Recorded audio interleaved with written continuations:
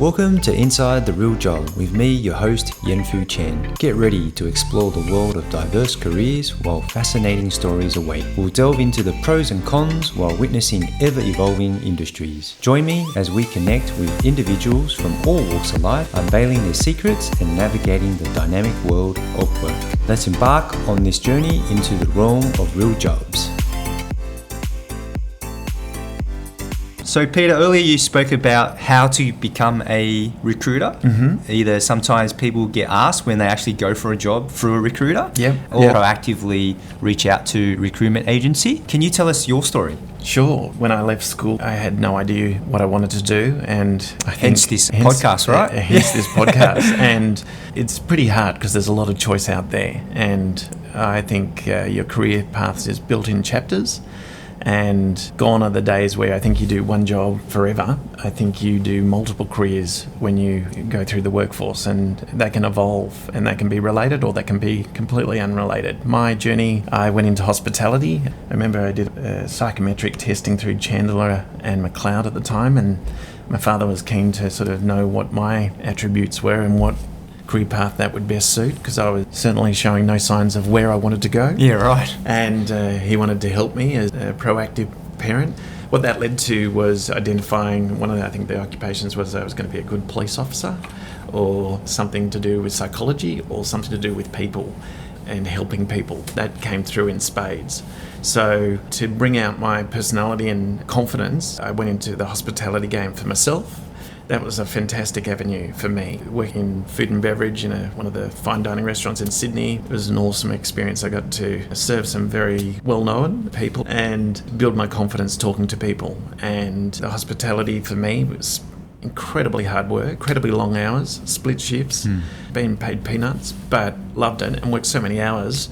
I was rich because I was just 80 hours a week. Whatever you're doing, you're going to earn quite well. So, and that was a fantastic background. Then I got an opportunity while I was in that industry, and because my confidence had grown, sporting opals and diamonds around the world, and did that for 7 years, and was spending a lot of time in Europe, Hong Kong, Japan, and all over Australia. Great career path. Had its time because the industry was changing and the spend of travellers coming to Australia was changing. So it was a time for me to look elsewhere, and I got an opportunity to get into recruitment. My sister was in recruitment. I joined her and a smaller agency at the time, and I came on board with the view of growing it, and that's what 26 years later, amazing. Here we are. Great. Yeah. And haven't looked back since? Haven't looked back since.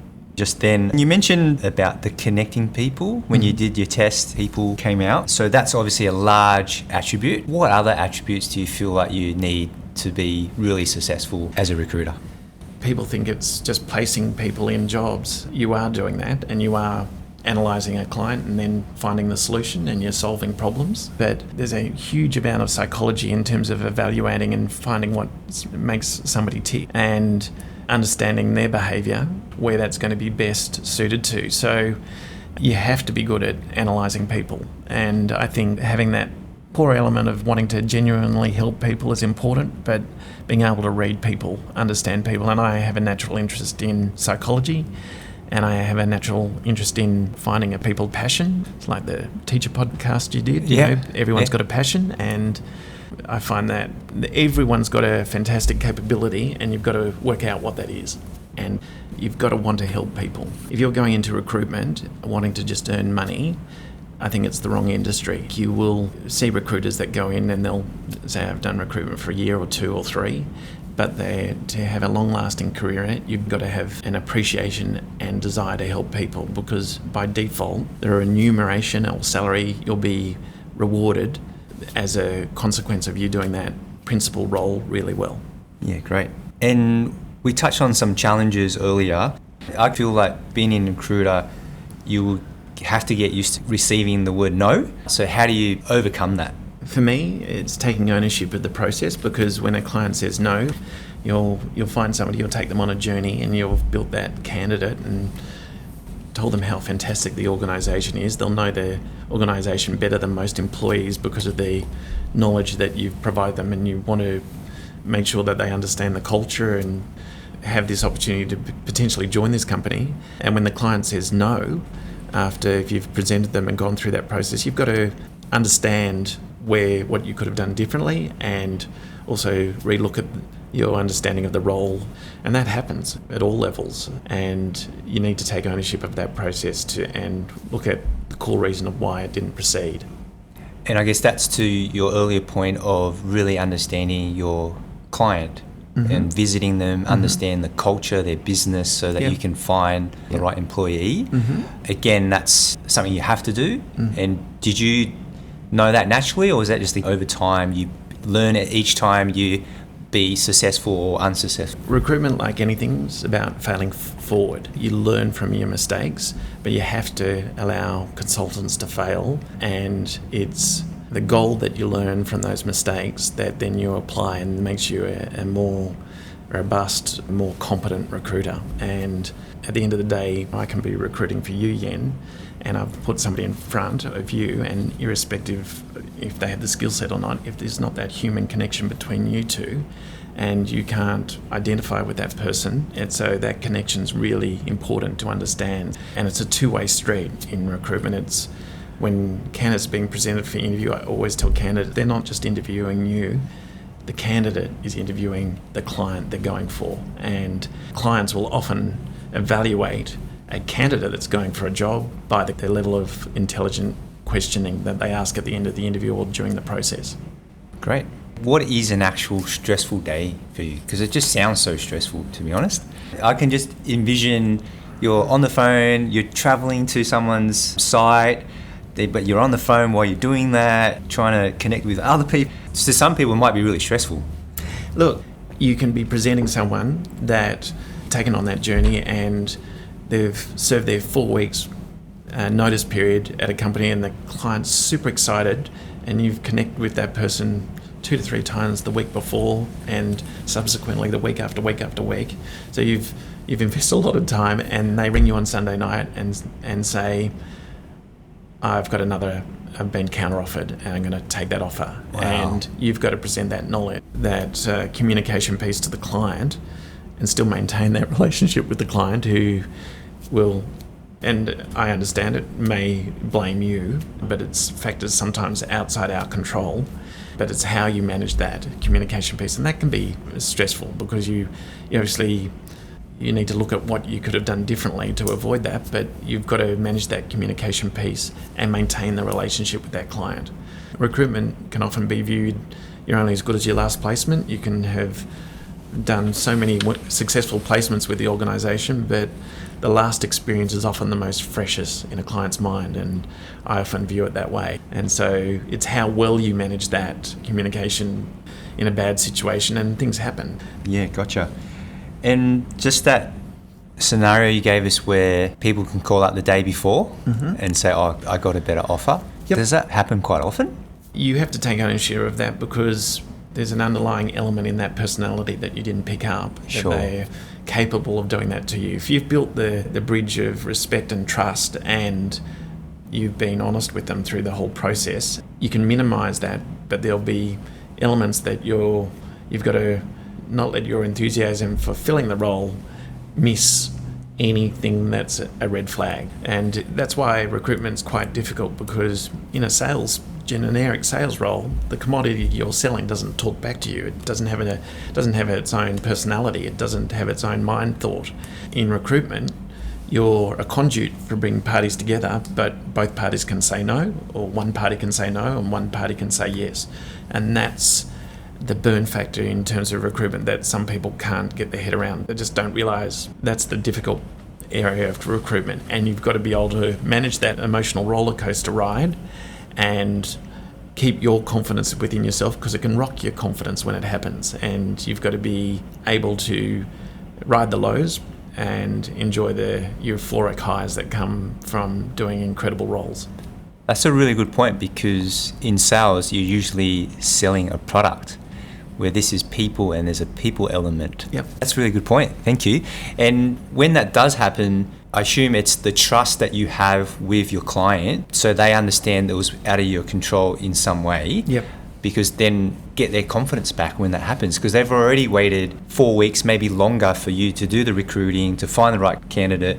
that person has had to give that 4 weeks notice that you mentioned. So they've already waited a couple of months. Yep. They're excited, but then the person doesn't show up because of that. Absolutely good point, Ian. You've got to be proactive when you go in. You've got to have a solution to the problem or a strategy of how you're going to rectify what's just happened and build confidence that you've got a solution and a strategy in terms of how you're going to turn it around. And as you progress as a recruiter, you have to deal with different type of people. How do I relate to that? If someone is maybe more experienced, is that one of the challenges that we face? Your journey in recruitment is obviously gaining knowledge, and you will be recruiting roles that, and unless you've physically done them, you're not going to be as competent as some of the candidates you're going to be interviewing. One of the common beefs with the candidates interviewing with consultants is that the consultant doesn't know what they're talking about. And I think you need to do as much research and immerse yourself in that role and get your head around it. But if it's a specialty IT role, which you'll never sustain a knowledge that's as great as the person in front of you, you can gain invaluable insights and lessons from the candidate. A great candidate will take you on a journey of education of what that role does, and that can be incredibly exciting if you can relate to that and they can explain it in layman terms and not technological terms. And if I can relate to it and they've explained it to me in its entirety, then I have the confidence to know that they could do this job. You touched on it earlier, talking about trends. What does recruiting industry, or what does a recruitment role look like in 5 to 10 years' time from your perspective? Recruitment's evolving. It has to evolve with the market and it has to keep pace with the market. Agencies that are going out of business today aren't evolving, and you have to be an innovator. So you have to predict where trends are going, and so as a recruitment consultant you've got to keep abreast of technology. I think technology is a major factor in recruitment. The advent of AI, there's now technology that can self-promote and write LinkedIn, for example, profiles of you and promote you to companies, and you just set the automated feature up and it'll self-promote you. We're at that level of technology, and a lot of the job boards are investing huge amounts in the technology space in terms of streamlining, identifying talent and shortlisting it and taking recruitment into a completely new realm. And taking that a little bit further, would you agree that the people connection is still really important?